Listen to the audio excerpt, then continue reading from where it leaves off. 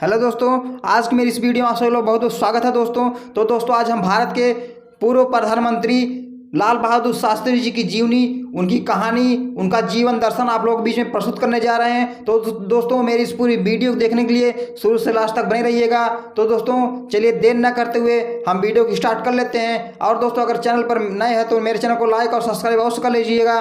तो दोस्तों चलिए देर न करते हुए हम वीडियो को स्टार्ट कर लेते हैं।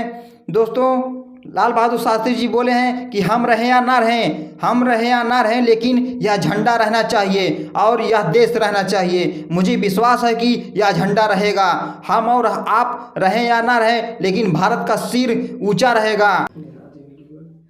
तो दोस्तों ये उद्गार हैं पूर्व प्रधानमंत्री लाल बहादुर शास्त्री जी के, जो उन्होंने स्वतंत्रता दिवस के अवसर पर लाल किले की प्राचीर से व्यक्त किए थे। दोस्तों लाल बहादुर शास्त्री जी का जन्म 2 अक्टूबर सन 1904 ईस्वी को मुगल सराय के एक साधारण परिवार में हुआ था। उनके पिता का नाम शारदा प्रसाद तथा माता का नाम रामदुलारी देवी था। दोस्तों अनेक सद्गुण के कारण समाज में उनकी अच्छी प्रतिष्ठा थी। दोस्तों बालक लाल बहादुर जब केवल 1.5 वर्ष के थे, उनके पिता का देहांत हो गया। पिता का साया उठते ही परिवार का सारा भार माता पर आ पड़ा, किंतु उन्होंने अपना धैर्य न छोड़ा। अब वे बेटे तथा 2 पुत्रियों के साथ पुश्तैनी मकान रामनगर में आकर रहने लगी। माँ की सारी आशाओं के केंद्र यही बच्चे थे। अनेक अभावों और कठिनाइयों को झेलते हुए उन्होंने इन बच्चों का पालन पोषण किया।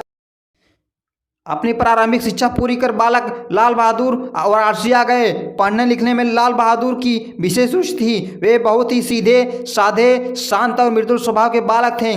साथियों वे सदा हिल मिलकर साथियों से रहते थे। छोटी छोटी बातों पर झगड़ना उनके स्वभाव में नहीं था। स्वयं कष्ट सह लेते थे पर किसी को कोई कष्ट न देते। सबसे प्रेम भाव में रहते। यही कारण था कि वे सभी शिक्षकों और सहपाठियों के प्रिय बने हुए थे। दोस्तों लाल बहादुर बनारस के हरिश्चंद्र हाई स्कूल में पढ़ रहे थे। उस समय लोकमान्य बाल गंगाधर तिलक की यह वाणी स्वराज्य हमारा जन्म सिद्ध अधिकार है पूरे देश में गूंज रही थी। इससे उन्हें देशभक्ति की प्रेरणा मिली। बनारस में उन्हें गांधी जी को पहली बार देखने का अवसर मिला। उनके भाषण से वे बहुत प्रभावित हुए। वह भाषण उनके लिए देश प्रेम और देश सेवा का मंत्र बन गया।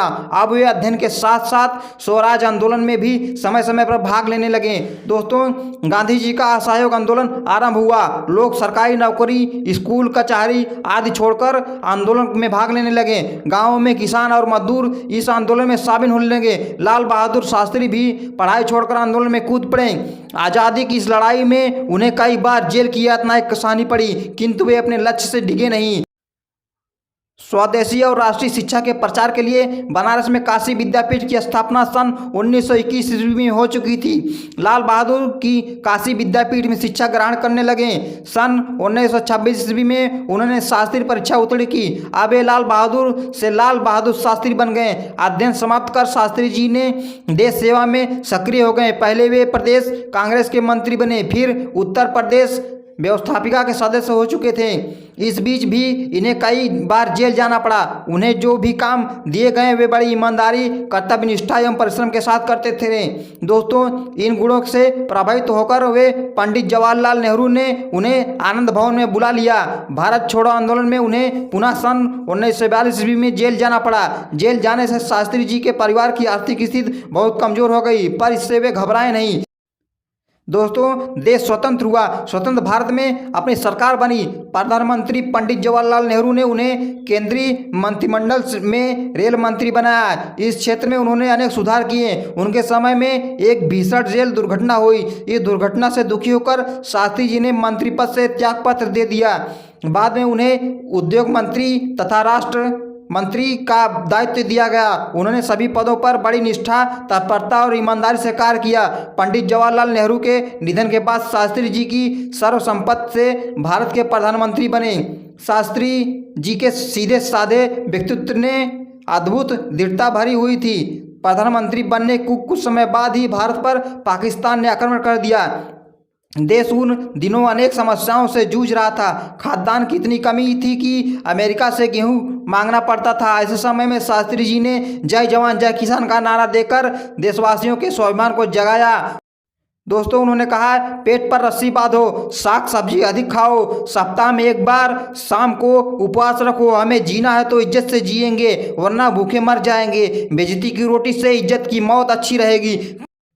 फिर हरित क्रांति प्रारंभ हुई, जिस कारण भारत को खाद्यान्न उत्पादन में आत्मनिर्भरता हासिल हुई। दोस्तों भारत पाक युद्ध में भारत विजयी हुआ। इस विजय ने भारत का मस्तक ऊंचा कर दिया। युद्ध समाप्त होने के बाद रूस में भारत पाकिस्तान के बीच ताकसद समझौता हुआ। दोस्तों उसी रात 10 जनवरी सन 1966 ईस्वी को हृदयगत रुक जाने के कारण ताकसद में ही उनका निधन हो गया। सारा संसार शोक में डूब गया। भारत ने अपने इस महान लोकप्रिय नेता को सदा सदा के लिए खो दिया। दोस्तों शांति के इस देवदूत के लिए कवि सोहनलाल द्विवेदी जी ने लिखा है, शांति खोजने गया, शांति खोजने गया, शांति की गोद में सो गया, शांति खोजने गया, शांति की गोद में सो गया, मरते मरते विश्व शांति के बीज बो गया, मरते मरते विश्व शांति के बीज बो गया। दोस्तों इस प्रकार लाल बहादुर शास्त्री जी जो हमारे देश के पूर्व प्रधानमंत्री थे, वे उनका जीवन जो है बहुत ही संघर्षपूर्ण रहा है और वे अपने देश के प्रति अपने आप को कुर्बानी दे दिए। तो दोस्तों इस प्रकार हमारा देश उन्हें युगों तक याद करता रहेगा। और दोस्तों इस प्रकार मेरी ये वीडियो यहीं पर समाप्त होती है। इसी के साथ मिलते हैं नेक्स्ट वीडियो में नेक्स्ट टॉपिक के साथ दोस्तों। तब तक दोस्तों जय हिंद, वंदे मातरम।